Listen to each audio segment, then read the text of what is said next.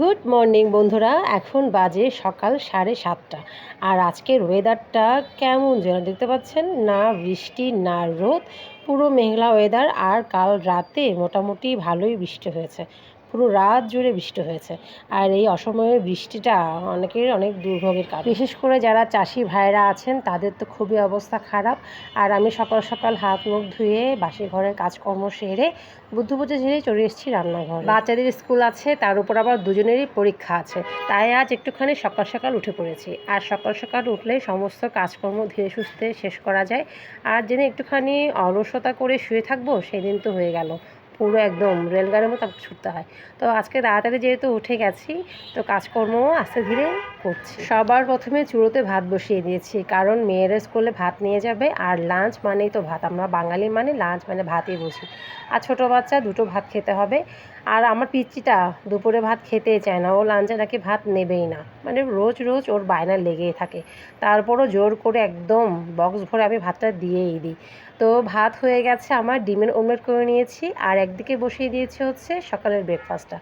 আজকে ব্রেকফাস্টটা হয়েছে নুডলস। এক ফাঁকে বাচ্চাদেরকে টিফিনটাও ভরেই দিলাম। আর আজকে লাঞ্চে দেবো ওদেরকে ডিমের অমলেট আর একটা সবজি বলতে এখানে বরবটি দিয়ে হচ্ছে আলু ভাজা। এটা দিয়ে বাচ্চারা দুপুরে খাওয়া দাওয়া করে নেবে। মাছ মাংস বা ডিম যাই থাক না কেন, তার সঙ্গে আমি একটা সবজি অবশ্যই বাচ্চাদের দেওয়ার চেষ্টা করি। বড়টা মোটামুটি খায়, কিন্তু ছোটোটা সবজি তেমন খেতে চায় না, তারপরও মোটামুটি চেষ্টা করি খাওয়া। বাচ্চাদের লাঞ্চ বক্স রেডি হয়ে গেল, এবার হচ্ছে সবার ব্রেকফাস্ট করে নেওয়ার পালা। আর এদিকে ব্রেকফাস্টটাও নিয়ে নিলাম। আজকে সকালে কিন্তু চাটা করলাম না, চা খাবো হচ্ছে সন্ধ্যাবেলা। যে কোনো এক টাইম চা খাবো, 2 টাইম চা খেলে একটু চিনিটাও বেশি খাওয়া হয়ে যায়, তাই চিন্তা করেছি এক টাইম চা খাবো, হয় সকালে নয়তো সন্ধ্যায়। তো খাওয়া দাওয়া শেষ করে মা মেয়ে 3জন রেডি হয়ে নিলাম, এখন হচ্ছে বেরোবার পালা। আর হাজব্যান্ড তো সেই সকালবেলায় বেরিয়ে গেছে, ও 6টা 6:30টার মধ্যে বেরিয়ে যায়। সকাল সকাল রাস্তাঘাট মোটামুটি ফাঁকাই থাকে, দোকানপাটও এখনও খোলেনি। আর রাস্তাঘাটে মানুষজনও কিন্তু চলাফেরা কম করছে।